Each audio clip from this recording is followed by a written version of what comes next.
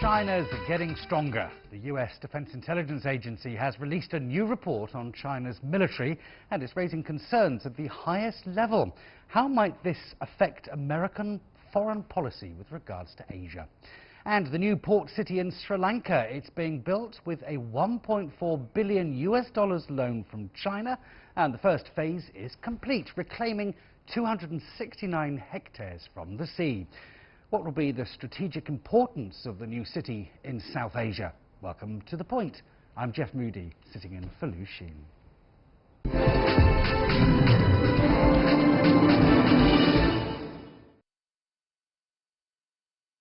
So, amid high-level talks between China and the US to reduce trade tensions, a new report on China's military threat was released earlier this week by the Defense Intelligence Agency, or DIA, affiliated to the US Department of Defense.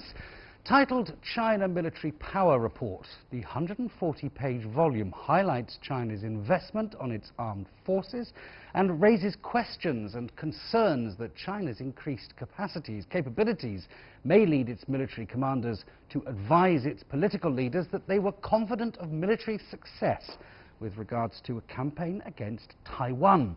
Well, this is quite an opposite judgment to what analysts have seen in cross-strait relations following the independence-leaning Democratic Progressive Party's loss in Taiwan's local election back in November. The South China Sea is another big concern, of course. While admitting that China is seeking to avoid a conflict in the water, US military officials said the US Navy would continue to send warships to undertake freedom of navigation operations. So what does the report say about US foreign policy in 2019? And where do these misunderstandings and mistrusts come from? Well, joining me in the Beijing studio is Professor Zhang Junshi, the Vice President of China Naval Research Institute, and from Washington, D.C. is Douglas Smith, former Assistant Secretary of the US Department of Homeland Security. Let's start with you in the studio in Beijing, please, Professor Zhang Junshi.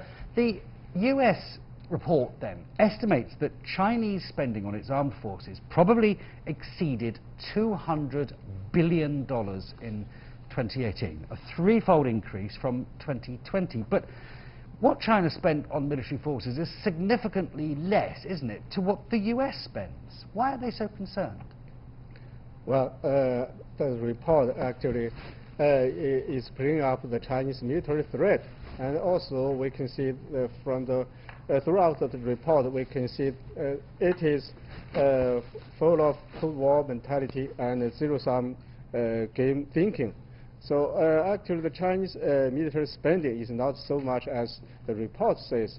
And also, we know that the U.S. military budget is the largest in the world and is even larger than that of the 9 countries that follow the United States. So I don't think the United States should show so concern or worry about China's military spending or military development. Douglas Smith, only a year ago, President Trump was boasting about the size of his bombs. He has many, many bombs. Why is it okay for him to have many, many bombs, but not for anybody else? Well, I've given up a long time ago trying to figure out what our president is having to say. It never really seems to make a lot of sense. You know, I actually read through that report yesterday and found it pretty interesting. You know, the topic, though, that was sort of most worrisome but not really covered isn't so much what China is spending on bombs and ships, etc., is what are they spending on cyber? Because that is the area where the U.S. military is most concerned. You know, the U.S. military has no intention of invading Taiwan. I think that's a bit of a red flag in this situation. You know, the biggest security threat right now facing the United States is, you know, resolving the trade war between the United States and China. You know, that has far greater implication than an increase in China's budget. You know, the one thing I would say about China's budget is they do run the same risks that Russia ran during the Cold War of escalating defense spending with a weakening economy at home and challenging issues facing their own population. You know, all the money they put into the defense budget is money they can't be spending on their own population. Well, absolutely, and you were talking about cyber warfare there, and this report sort of talks a little bit more about that, and it accuses China of theft of intellectual property, which of course, you know, very often comes as a result of cyber warfare, finding out what other people are doing and trying to copy it. Is that fair? Is China being able to spend more money on its military might because it doesn't have to come up with new ideas of its own?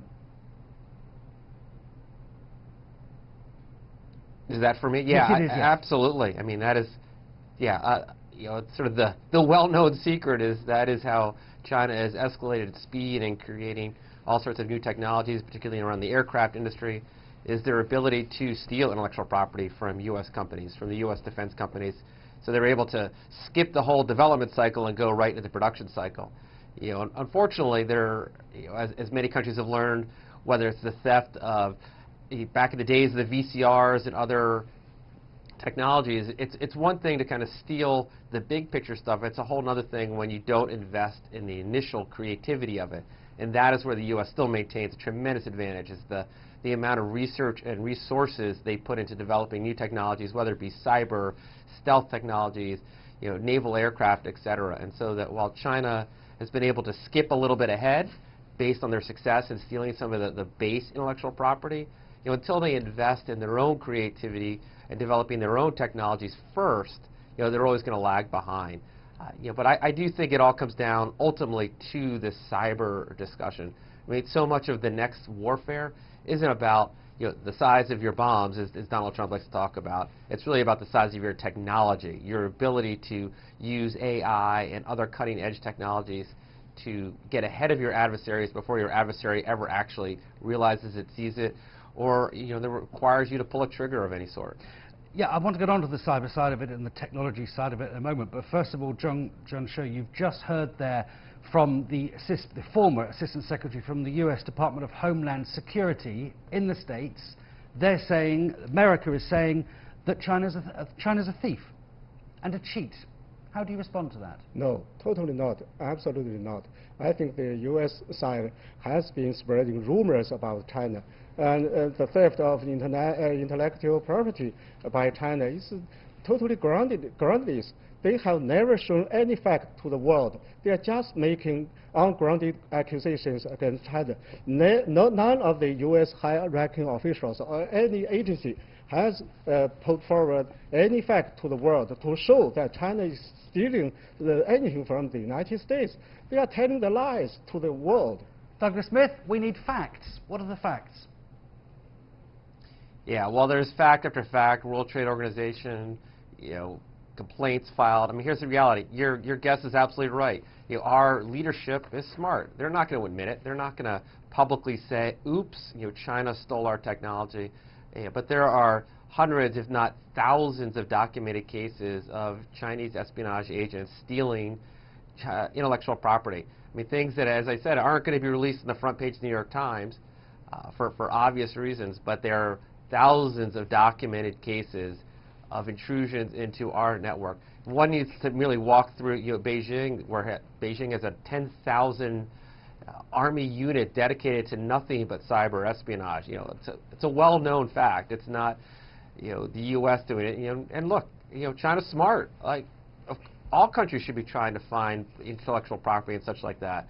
But it is a documented fact that China is aggressively trying to steal IPR, not just from the U.S., but from the United Kingdom, from Japan, from Germany, from France, from around the world.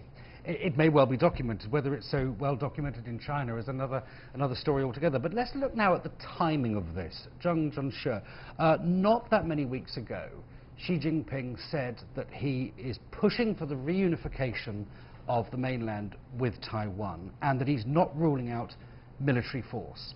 At the same time, he's building up his military. Should we assume now that he is intending to push forward to push forward now with reunification?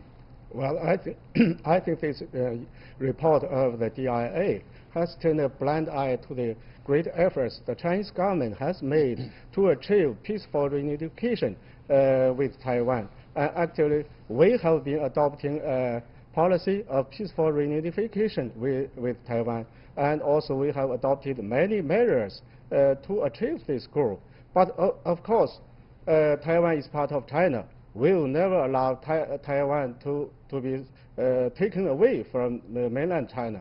I think this is normal for all the countries. For the United States, we have seen the civil war that have broken out. They want to achieve reunification. So I hope the United States will keep its promise and stick to the one China principle. Don't interfere in China's internal affairs, and don't stir up tensions across the Taiwan Strait. The situation across the Taiwan Strait now is peaceful, but the United States is trying to stir up tensions across the Taiwan Strait, and the United States is trying to use Taiwan as an unsinkable aircraft carrier to contain China's rise, to contain China's development. This is the policy for some U.S. high-ranking officials and some U.S. agencies.